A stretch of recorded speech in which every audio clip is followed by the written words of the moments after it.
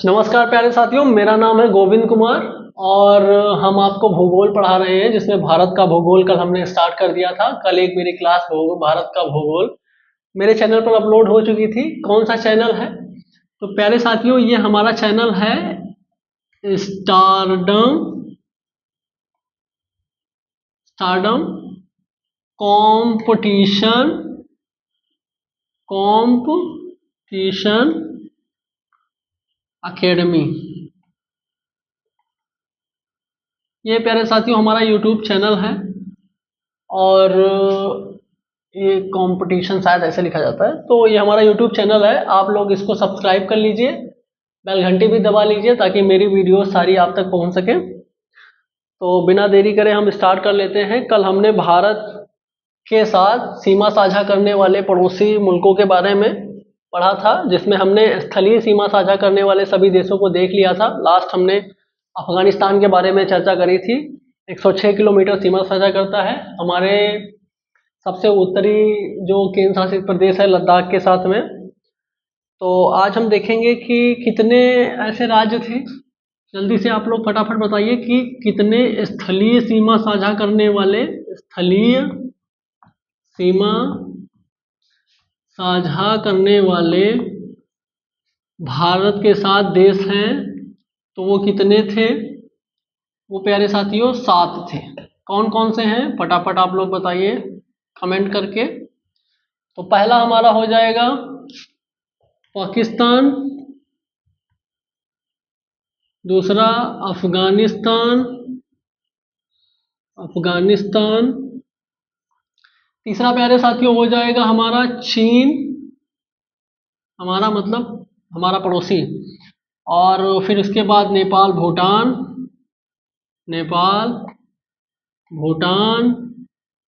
फिर हमारा ये बांग्लादेश बचा।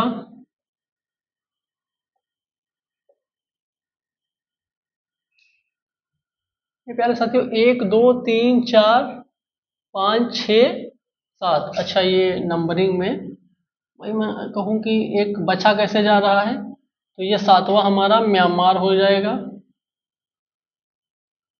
म्यांमार नंबरिंग सही नहीं थी, ये इसका हो गया, ये इसका हो गया, ये एंड। तो अभी साथियों जलीय सीमा साझा करने वाले आज हम देखेंगे। जो जल भूभाग से सीमा साझा करते हैं, जलीय सीमा साझा करने वाले मुल्क कौन से हैं? सीमा साझा करने देश कौन कौन से हैं? तो प्यारे साथियों ये भी कितने हैं? ये भी 7 ही हैं। कितने हैं? 7 हैं। आप लोगों से पूछ दिया जाएगा कि कितने जलीय सीमा साझा करने वाले हैं, कितने स्थलीय सीमा साझा करने वाले हैं, तो आपको पता होना चाहिए। और कौन से ऐसे देश हैं जो जलीय एवं स्थलीय दोनों से सीमा साझा करते हैं? तो प्यारे साथियों इसमें पाकिस्तान, इसमें जलीय में पाकिस्तान हो गया और बांग्लादेश हो गया, म्यांमार हो गया और प्यारे साथियों कौन हो जाएंगे? श्रीलंका हो गया, इसके अलावा थाईलैंड, फिर थाईलैंड हो गया, इंडोनेशिया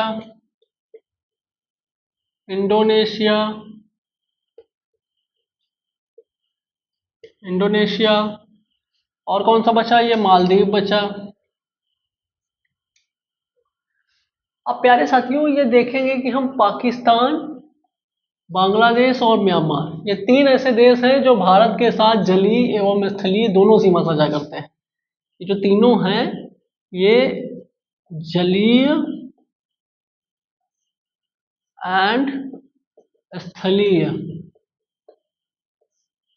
दोनों सीमा साझा करते हैं, दोनों सीमा साझा करते हैं।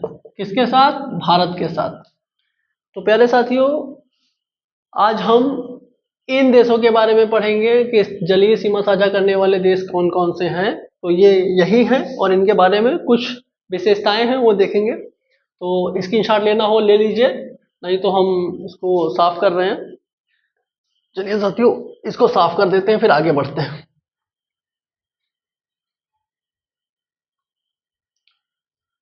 कल की हमारी क्लास करीब 50 मिनट की रही होगी, 49-50 मिनट की। आज कोशिश करते हैं कि क्लास ज़्यादा लंबी ना हो, 30-35 मिनट में क्लास खत्म कर देंगे, 40 मिनट में अधिक से अधिक। और आगे की हमारी कक्षाएं जो हैं वो आती रहेंगी। तो प्यारे साथियों, भारत के साथ जलीय सीमा साझा करने वाले देश हम देखेंगे। हेडिंग हमारी रहेगी भारत के साथ जलीय सीमा साझा करने वाले देश,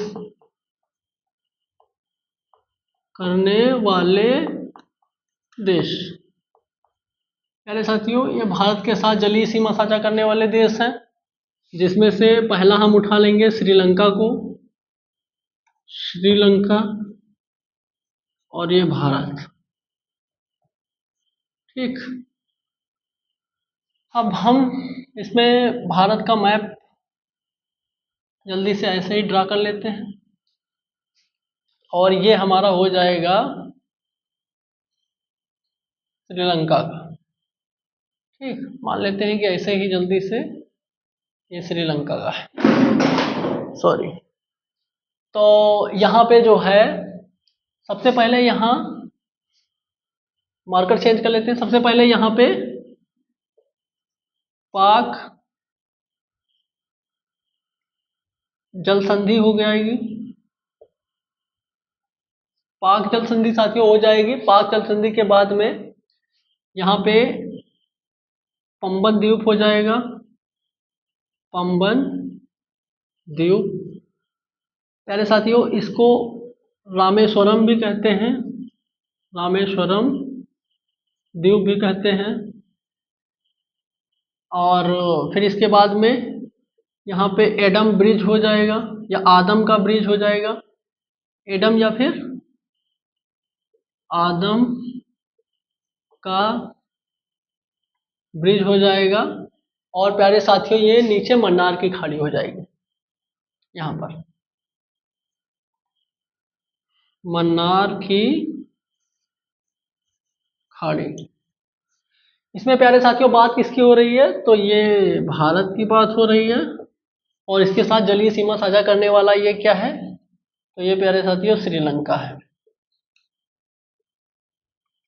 प्यारे साथियों, इनका स्टेट पीसीएस में या फिर यूपी ट्रिपल एससी में कई बार इनका क्रम पूछ लिया गया है। अभी स्टैंडर्ड और पैटर्न चेंज हो रहा है।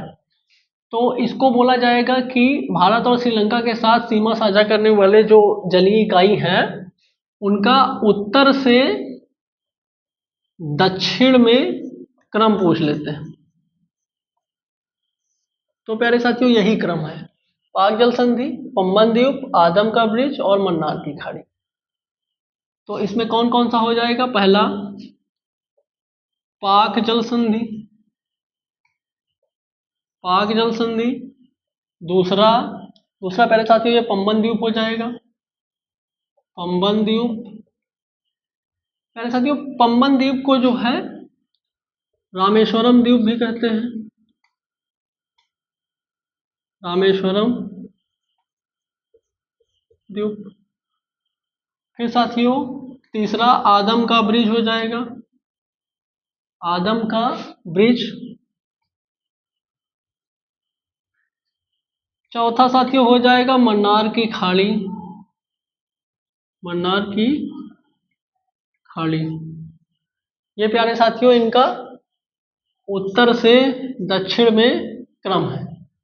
स्क्रीनशॉट लेना हो तो ले लीजिए, बाकी इसको साफ करके आगे बढ़ते हैं, दूसरे देश को देखेंगे। चलिए साथियों, इसको हम अभी साफ कर रहे हैं, और आगे जो है हम दूसरा देश प्लॉट करने वाले हैं।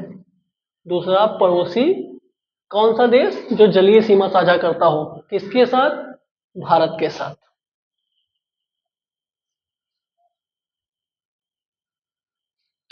पहले साथियों दूसरा देश हम कौन से ले लेंगे? भारत और इंडोनेशिया ले लेंगे। दूसरा भारत और इंडोनेशिया, तो भारत और इंडोनेशिया ले लेंगे। साथियों इसमें भारत का एक द्वीप रहेगा और इंडोनेशिया का एक द्वीप रहेगा। तो प्यारे साथियों अगर हम मैप की बात करें तो यहाँ पर एक द्वीप है और यहाँ पर एक द्वीप है।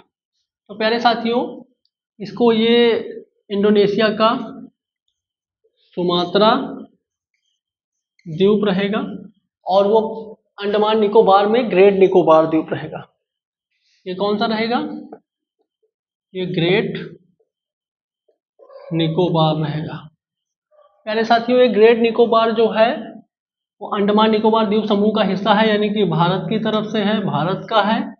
और ये किसका है प्यारे साथियों? ये इंडोनेशिया का है, सुमात्रा द्वीप। प्यारे साथियों इनके बीच में चैनल पूछते हैं, तो इनके बीच में जो चैनल है उसको बोलते हैं great channel. Great channel, great channel को महान चैनल भी कहा जाता है। ये प्यारे साथियों हमारा प्लॉट हो चुका है। आप चाहें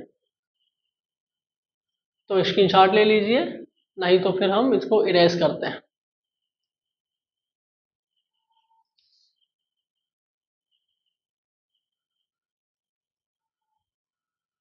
मिटा रहे हैं साथियों इसको।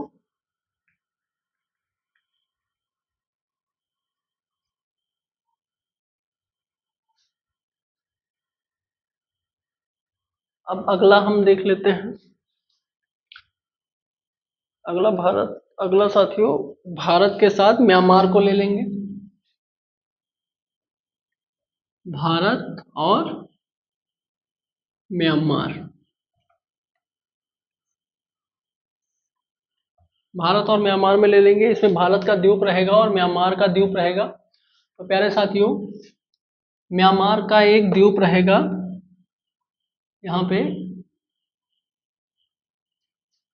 और भारत का यहाँ पे द्वीप रहेगा। तो प्यारे साथियों म्यांमार का रहेगा कोको द्वीप। कोको द्वीप कहाँ का है प्यारे साथियों? कोको द्वीप भारत का है और सॉरी ये म्यांमार का है, लिख लीजिए इस पे। कोको द्वीप कहाँ का है? तो ये म्यांमार का है। और भारत का क्या है? तो भारत का सबसे उत्तरी अंडमान है, ये उत्तरी अंडमान है। ये कहाँ का है? तो ये भारत का है। इनके बीच में साथियों एक चैनल है, वो चैनल पूछते हैं कि म्यांमार और भारत के बीच में कौन सा चैनल है, या म्यांमार के कोको द्वीप से भारत के उत्तरी अंडमान द्वीप के बीच में कौन सा चैनल है? तो ये कोको चैनल है। इसको बोलते हैं कोको स्ट्रेट या फिर कोको चैनल, कोको स्ट्रेट या चैनल, कोको चैनल।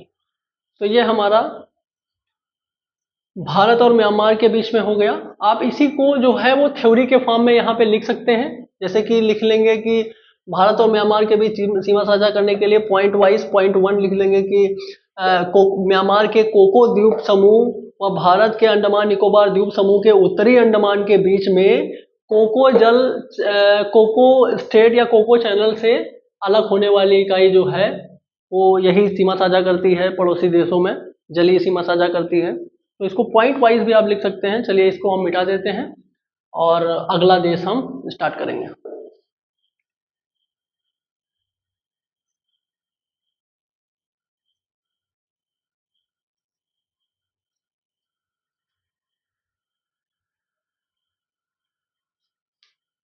पहले साथियों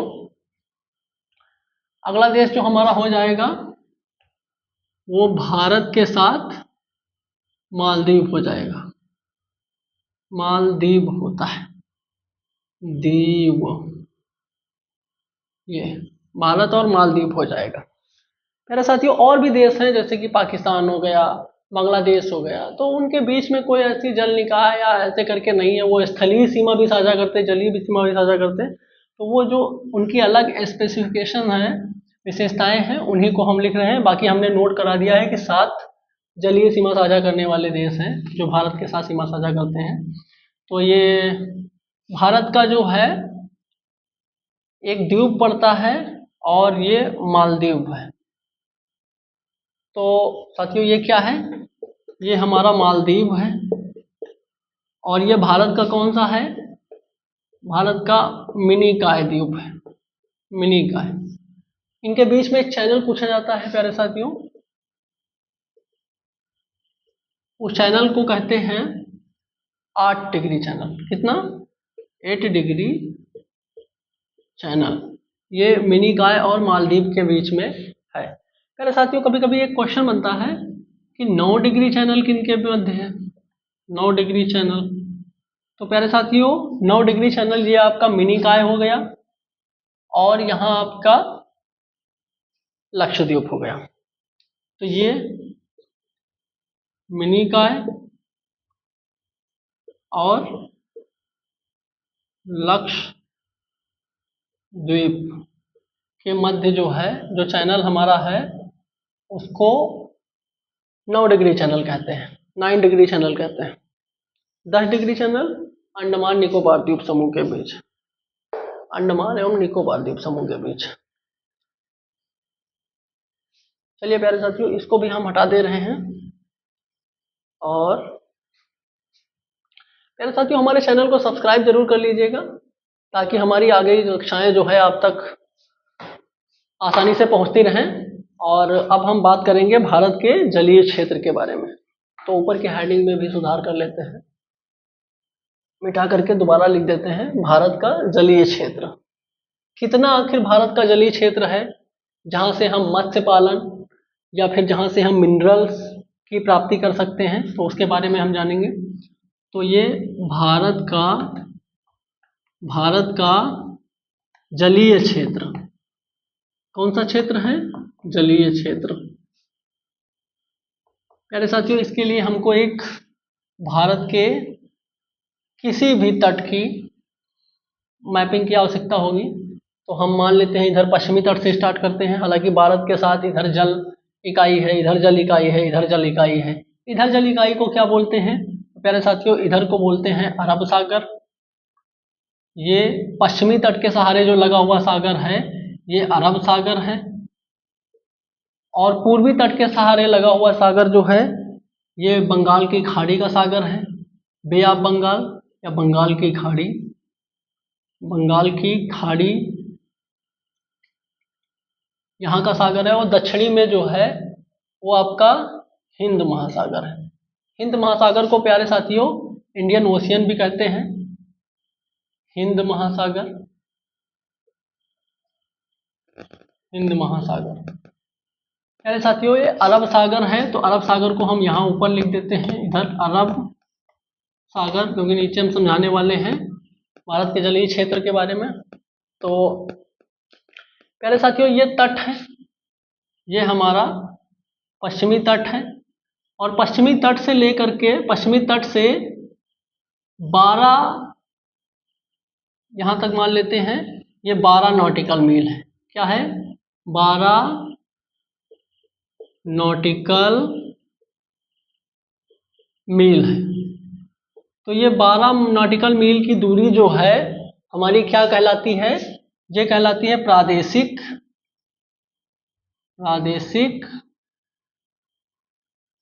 जलीय क्षेत्र।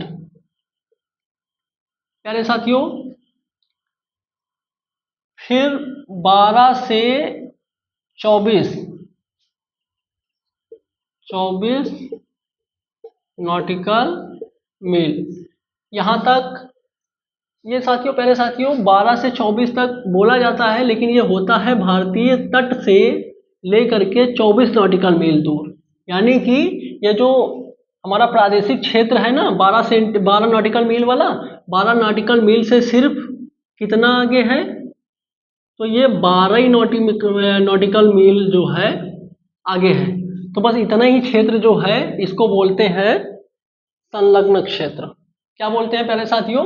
तो इसको बोलते हैं संलग्न क्षेत्र।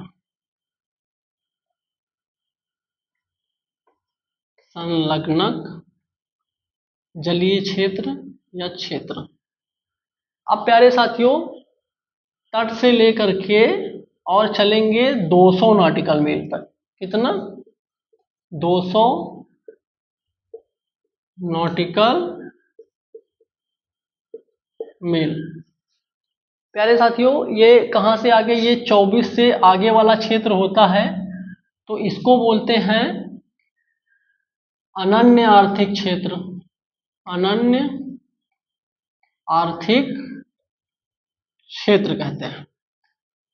तो हमारा प्यारे साथियों जलीय क्षेत्र जो है वो 3 भागों में विभाजित है। पहला प्रादेशिक जलीय क्षेत्र, दूसरा संलग्नक क्षेत्र और तीसरा अनन्य आर्थिक क्षेत्र। अनन्य आर्थिक क्षेत्र तट रेखा से 200 नॉटिकल मील की दूरी तक है और संलग्नक क्षेत्र तट रेखा से 24 नॉटिकल मील दूरी तक है और 12 नॉटिकल मील दूरी तक का प्रादेशिक क्षेत्र है।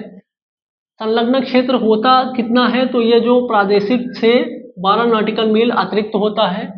और अनन्य आर्थिक क्षेत्र क्या होता है? संलग्नक यानी 12 नॉटिकल 24 नॉटिकल मील से आगे 200 नॉटिकल मील तक, यानी कि ये करीब कितना हो जाएगा? 176 नॉटिकल मील। इतना ही क्षेत्र जो है अनन्य आर्थिक क्षेत्र वाला है। इसी क्षेत्र में दोहन के लिए, जो अनन्य आर्थिक क्षेत्र दोहन के लिए योजनाएं और गैजेट्स पास होंगे, वो इसी क्षेत्र में मतलब काम कर रहेंगे। तो साथियों ये स्क्रीनशॉट ले लीजिए, फिर आगे बढ़ते हैं हम। मिटा रहे हैं साथियों।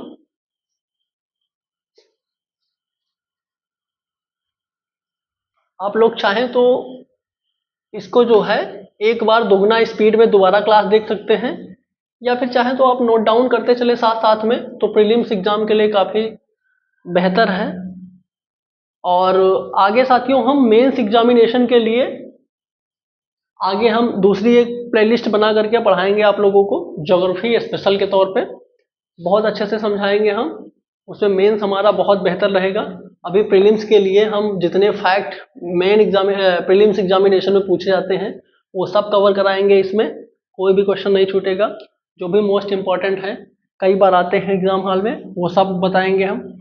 अब भारत में कर्क रेखा गुजरती है, तो हम कर्क रेखा को गुजारेंगे भारत में। कर्क रेखा का विस्तार भारत में, कर्क रेखा, क्योंकि हम भारत का भूगोल पढ़ रहे हैं। जब विश्व का भूगोल देखेंगे तो कितने देश कर्क रेखा पर हैं, अवस्थित है, वो सब देखेंगे।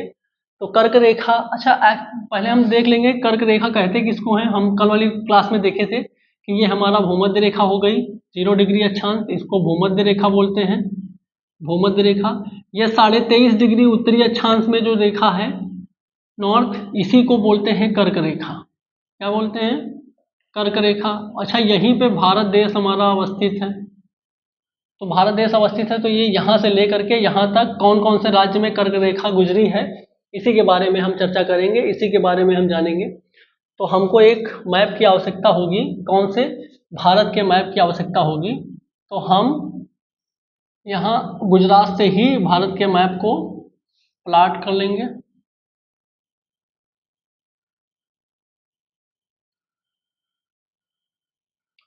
तो प्यारे साथियों ये हो जाएगा हमारा।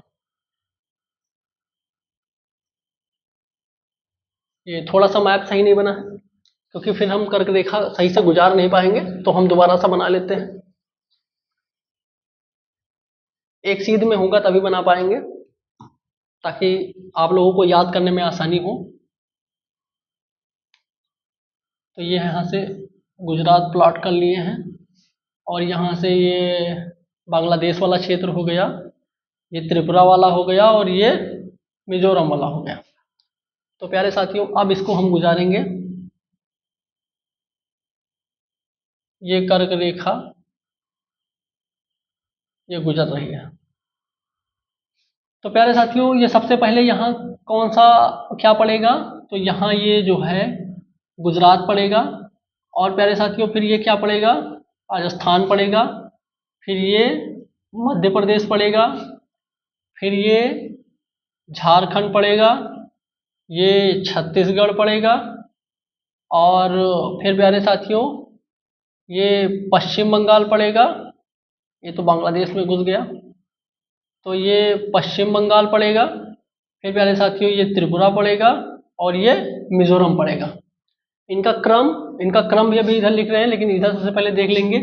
ये सबसे पहले शुरू में कहाँ से स्टार्ट होता है, तो ये गुजरात से स्टार्ट होता है।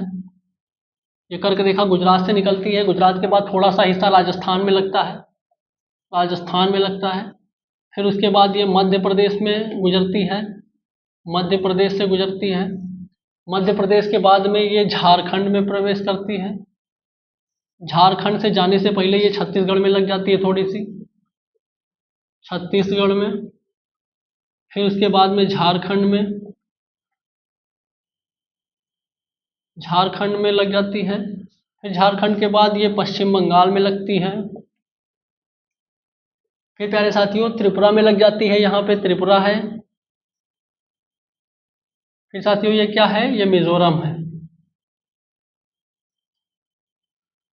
पूर्वोत्तर भारत में साथियों त्रिपुरा और मिजोरम दो ऐसे राज्य हैं जहां से कर्क रेखा गुजरती है।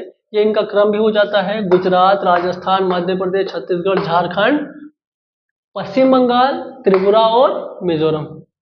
तो ये साथियों भारत में कर्क रेखा का विस्तार जो है, ये प्यारा हमारा भारत है, भारत से कर्क रेखा गुजरी है।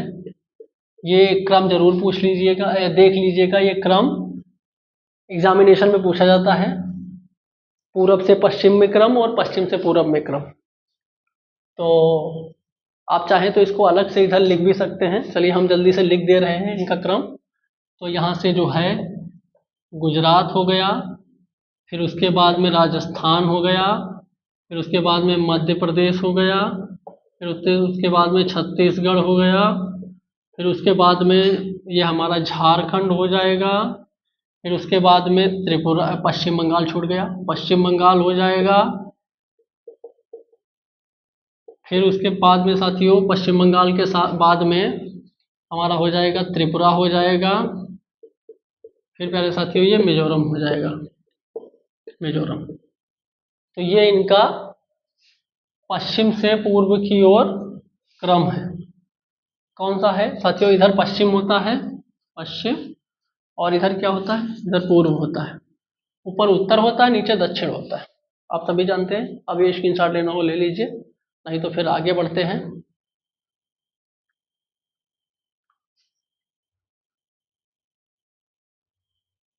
चलिए साथियों इसको हम मिटा रहे हैं।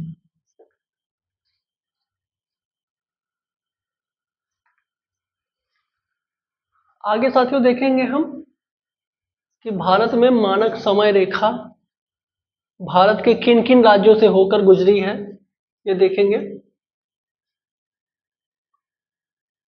अच्छा प्यारे साथियों, आप लोग कमेंट करके बताइए कि जो भारतीय मानक समय रेखा है वो जीएमटी से कितना आगे है, कितने घंटे आगे है। तो ये भारतीय मानक समय रेखा आई रहेगी, भारतीय समय रेखा। भारतीय समय रेखा में हम देखेंगे प्यारे साथियों कि भारत के किन किन राज्यों से होकर गुजरती है और ये कितने डिग्री जो है देशांतर इसका विस्तार है। तो इसको क्वेश्चन आता है कई बार, 82 डिग्री 30 मिनट, हाँ, यानी 82.5 डिग्री भी लिखा होता है। तो 82 डिग्री 30 मिनट पूर्वी ये देशांतर होता है। साथियों ये पूर्वी देशांतर क्यों होता है, क्योंकि साथियों ये जो ग्लोब है हमारा, जिसमें संपूर्ण संसार दर्शाया हुआ है, ये उत्तरी ध्रुव हो गया, ये दक्षिणी ध्रुव हो गया। तो उत्तरी ध्रुव उत्तर दिशा में है, दक्षिणी ध्रुव दक्षिण दिशा में है। इधर ये पूर्व दिशा है और इधर ये पश्चिम दिशा है। साथियों ये हम जानते हैं भूमध्य रेखा गुजरी है, ये हम जानते हैं कर्क रेखा गुजरी है, और ये हम जानेंगे मकर रेखा गुजरी है। तो प्यारे साथियों जो भारतीय मानक समय रेखा है, अच्छा इसमें मानक, भारतीय मानक समय रेखा है साथियों, ये भारतीय मानक समय रेखा, मानक का मतलब ये होता है कि हमने उसको काल्पनिक तौर पर मान लिया है। भारतीय मानक समय रेखा ये हो जाएगा। तो ये 82.5 डिग्री पूर्वी देशांतर इसका जो है देशांतर है। तो प्यारे साथियों, ये हमारा जो है इधर से ये उत्तर गोलार्ध है, उत्तरी गोलार्ध है ये कौन सा गोलार्ध है? उत्तरी गोलार्ध है।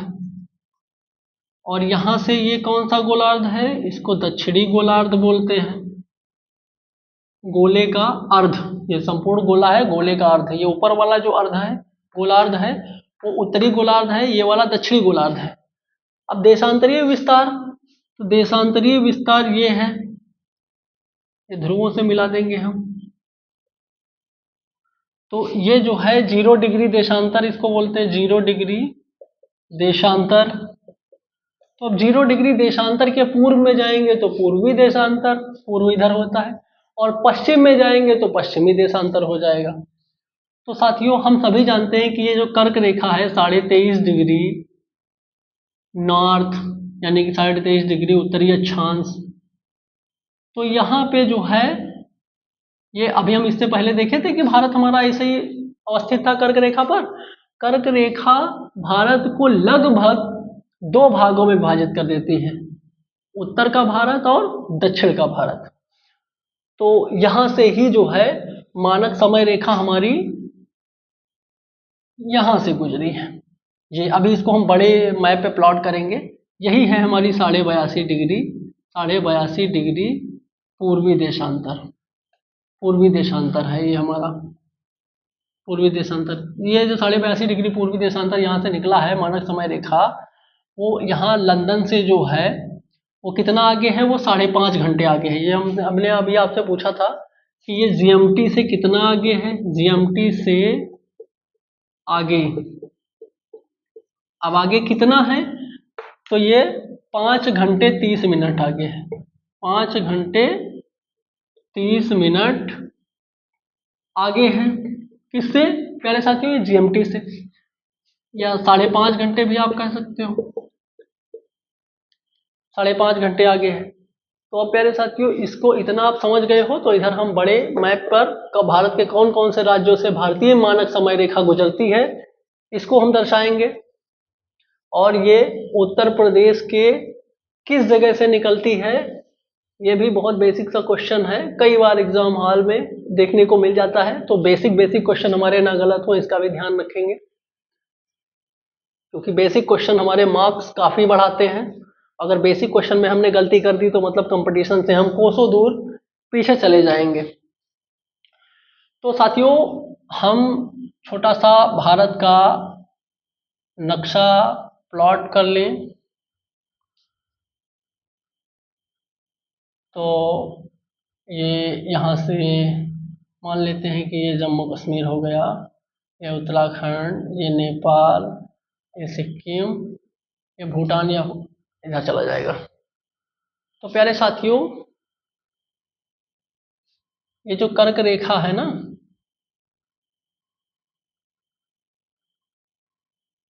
ये यहाँ से उत्तर प्रदेश ये हो गया हमारा, और ये हमारा मध्य प्रदेश हो गया, ये हमारा छत्तीसगढ़ हो गया, ये हमारा बिहार हो गया, झारखंड इधर पड़ जाएगा यहाँ पर, और ये बिहार हो जाएगा, और ये हमारा उड़ीसा हो जाएगा, और ये वाला आंध्र प्रदेश हो जाएगा। तो प्यारे साथियों, ये हमारी जो कर्क रेखा है ये गुजरती है। तो ये कितने राज्यों से होकर गुजरती है प्यारे साथियों? और ये इलाहाबाद में नैनी के पास से भी गुजरती है। इलाहाबाद में, ये उत्तर प्रदेश के प्यारे साथियों इलाहाबाद, यानी इसको प्रयागराज कहते हैं, यहाँ के नैनी स्थान से गुजरती है। और तो ये हमारा पहला कौन सा हो जाएगा? पहला हमारा हो जाएगा उत्तर प्रदेश, दूसरा क्या हो जाएगा? मध्य प्रदेश, तीसरा क्या हो जाएगा हमारा? छत्तीसगढ़, चौथा हमारा क्या हो जाएगा? उड़ीसा अब ओडिशा हो गया है। और फिर ये क्या हो जाएगा हमारा, आंध्र प्रदेश। प्यारे साथियों, तो इनका उत्तर से दक्षिण तक यही क्रम भी हो जाएगा, क्रम भी पूछा जाता है साथियों। तो इनका उत्तर से दक्षिण में जो क्रम है वो क्रम आप लोग जरूर इम्पोर्टेंट है, जरूर याद रखिए, क्योंकि लोअर पीसीएस जो एग्जाम अभी होने वाला है उसके लिए काफ़ी चांस है इनका क्रम सजाने के लिए। तो आप ये जान लो कि सबसे पहले इनका क्रम है उत्तर प्रदेश, उत्तर प्रदेश में ये प्रवेश करती है। दूसरा क्या है, मध्य प्रदेश में ये। तीसरा छत्तीसगढ़ में, छत्तीसगढ़ में।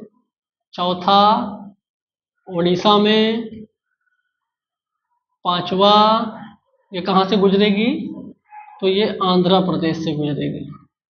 कौन से, आंध्र प्रदेश से गुजरेगी। तो प्यारे साथियों, ये आप इसका स्क्रीनशॉट भी ले सकते हैं, तब तक के हम साइड में खड़े हैं। और ये कितनी है, तो साथियों ये 82 डिग्री 30 मिनट, इसको बोलते कौन सी रेखा है, पूर्वी देशांतर बोलते हैं।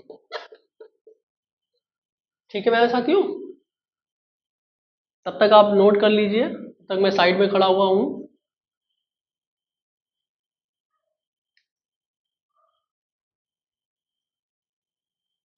चलिए साथियों, इसको हम साफ कर रहे हैं।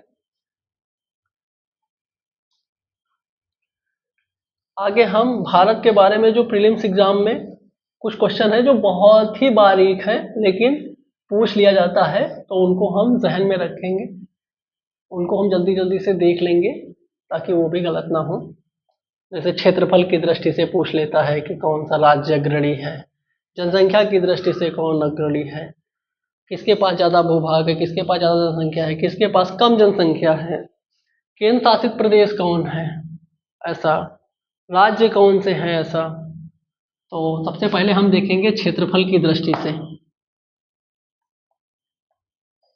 क्षेत्रफल, इसको साथियों हम लोग एकदम बारीक समझ लेते हैं और एग्जाम हॉल में कभी कभी ये गलत हो जाते हैं। तो क्षेत्रफल की दृष्टि से, प्यारे साथियों, क्षेत्रफल की दृष्टि से हम देखेंगे राज्यों में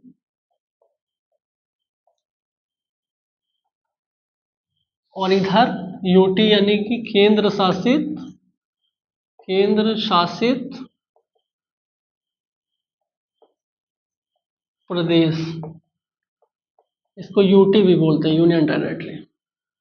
तो साथियों राज्यों में हम देखेंगे, केंद्र शासित प्रदेश में हम देखेंगे, तो सबसे बड़ा कौन सा हो जाएगा,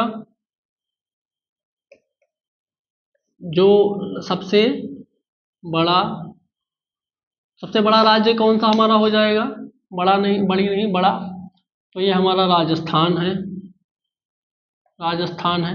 अच्छा प्यारे साथियों, उत्तर प्रदेश की क्या स्थिति है, तो प्यारे साथियों उत्तर प्रदेश की स्थिति हमारी राजस्थान के बाद में हमारा मध्य प्रदेश आ जाता है, फिर उसके बाद में महाराष्ट्र आ जाता है, महाराष्ट्र, फिर उसके बाद में उत्तर प्रदेश आ जाता है। तो प्यारे साथियों हमारे उत्तर प्रदेश की जो पोजीशन है वो 1 2 3 एंड 4 यानी कि ये 4th पोजीशन पे है। क्षेत्रफल की दृष्टि से ये चौथे नंबर पर हमारा उत्तर प्रदेश आता है और जनसंख्या की दृष्टि से ये हमारा पहले नंबर पे आता है। तो यहाँ हम जो है ये नहीं देख रहे थे इसलिए नीचे मिटा रहे हैं, आप लोग देख लीजिएगा। तो प्यारे साथियों ये राजस्थान सबसे बड़ा है क्षेत्रफल की दृष्टि से। और सबसे छोटा कौन सा पड़ेगा, सबसे छोटा राज्य कौन सा है, तो ये प्यारे साथियों गोवा है। क्या है, गोवा है प्यारे साथियों। अच्छा केंद्र शासित प्रदेश में सबसे बड़ा अगर बात करें, सबसे बड़ा केंद्र शासित प्रदेश कौन सा है, तो सबसे बड़ा केंद्र शासित प्रदेश हमारा जो हो जाएगा वो हो जाएगा लद्दाख।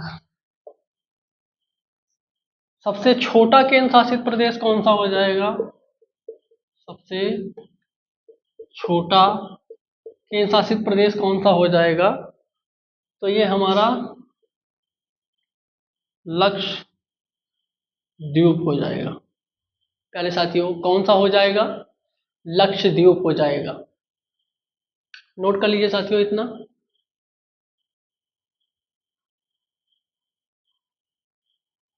चलिए अब हम देखेंगे जनसंख्या की दृष्टि से। इसको थोड़ा सा मिटा करके फिर देखते हैं जनसंख्या की दृष्टि से।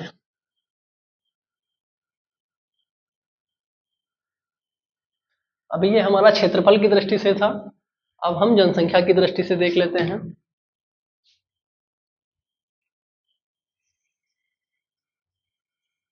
प्यारे साथियों ये हमारा जनसंख्या की दृष्टि से हो जाएगा। जनसंख्या की दृष्टि से सबसे बड़ा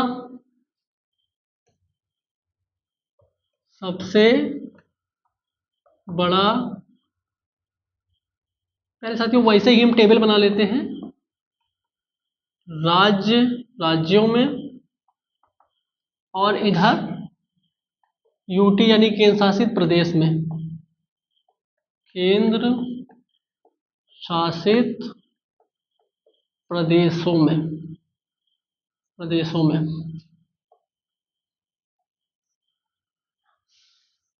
तो यहाँ पे सर्वाधिक जनसंख्या वाला राज्य कौन सा हो जाएगा? तो साथियों सर्वाधिक जनसंख्या वाला राज्य हमारा उत्तर प्रदेश होता है, उत्तर प्रदेश है। और सबसे कम जनसंख्या किसकी है? तो प्यारे साथियों ये हमारी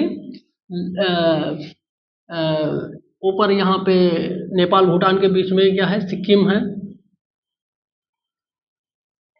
ये सिक्किम की हो जाएगी। मेरे साथियों केंद्र शासित प्रदेश में सबसे ज्यादा सर्वाधिक जनसंख्या किसकी हो जाएगी? सर्वाधिक जनसंख्या केंद्र शासित प्रदेश में तो ये प्यारे साथियों दिल्ली की है। किसकी है? प्यारे साथियों दिल्ली की है। और सबसे कम जनसंख्या किसकी हो जाएगी? सबसे कम जनसंख्या वाला केंद्र शासित प्रदेश कौन सा हो जाएगा? तो ये प्यारे साथियों लक्षद्वीप है। लक्षद्वीप प्यारे साथियों सबसे कम भूमि वाला या क्षेत्रफल वाला यूनियन टेरिटरी या केंद्र शासित प्रदेश है और सबसे कम जनसंख्या वाला भी केंद्र शासित प्रदेश है लक्षद्वीप। तो इतना आप नोट कर लीजिए, फिर आगे बढ़ते हैं।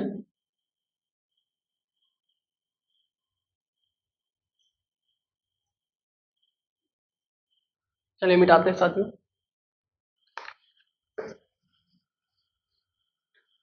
पहले साथियों क्या आप लोग बता सकते हैं कि अभी वर्तमान में भारत में कितने राज्य हैं और कितने केंद्र शासित प्रदेश हैं?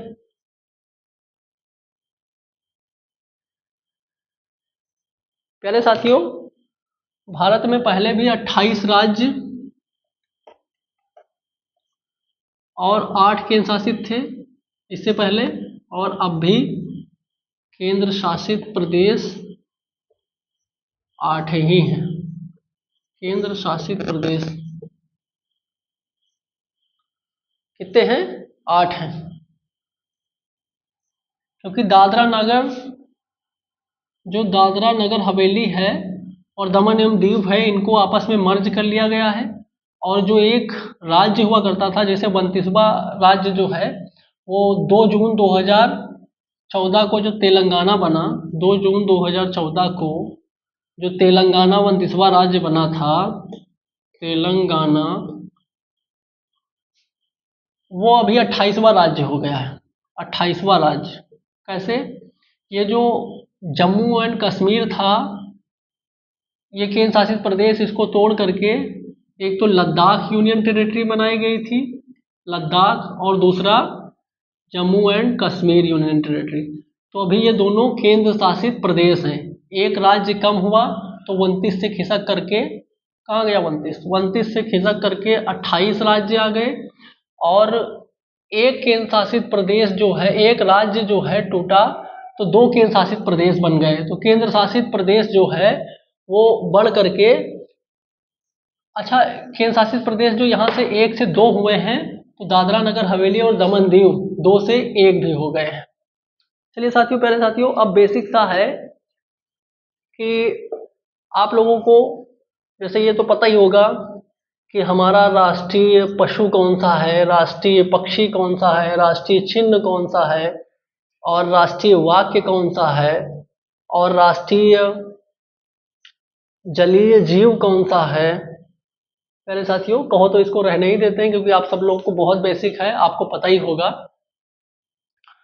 तो प्यारे साथियों ये सब आप लोग जान लीजिएगा, जैसे राष्ट्रीय पशु बाघ हो गया, राष्ट्रीय पक्षी मोर हो गया, राष्ट्रीय जलीय जीव गंगा डॉल्फिन हो गया, राष्ट्रीय विरासत पशु हाथी हो गया, और प्यारे साथियों राष्ट्रीय जो वाक्य है वो सत्यमेव जयते हो गया, मुंडक उपनिषद से लिया गया है। और प्यारे साथियों ऐसे ही जो जो प्रश्न बनते हैं आप सब लोगों को ये बेसिक पता ही है। तो इस क्लास को हम यही ख़त्म करते हैं, और अगला या तो कहो हम जल्दी जल्दी नोट भी करा दें, लेकिन नोट कराने में टाइम लगेगा। तो साथियों मेरी ये क्लास जो है, कल हम भारत का भौतिक विभाजन बहुत अच्छे से आगे स्टार्ट करेंगे, कवर करेंगे। तो ये सब आप बेसिक सी बात है, ये आप class 5th 6th 7th 8th से भी पढ़ते आए होंगे, तो आप लोगों को जानकारी थी। तो इस चैप्टर में बस इतना ही था। अब कल हम जो है भारत के भौतिक विभाजन से स्टार्ट करेंगे बहुत अच्छे तरीके से। तो अभी तक आप लोगों ने अगर हमारा चैनल सब्सक्राइब नहीं किया है तो कर लीजिए, बेल घंटी भी दबा करके रख लीजिएगा ताकि हमारी वीडियो मिस ना हो। और इस चैनल पर हम जो है भारत का भूगोल जैसे ही ख़त्म करेंगे तो इन्वायरमेंट भी पढ़ाएंगे, इसमें हम विश्व भूगोल भी पढ़ाएंगे, फिजिकल ज्योग्राफी बहुत बढ़िया से कवर करेंगे। तो चलिए साथियों मिलते हैं नेक्स्ट वीडियो में। Bye bye, take care, good night.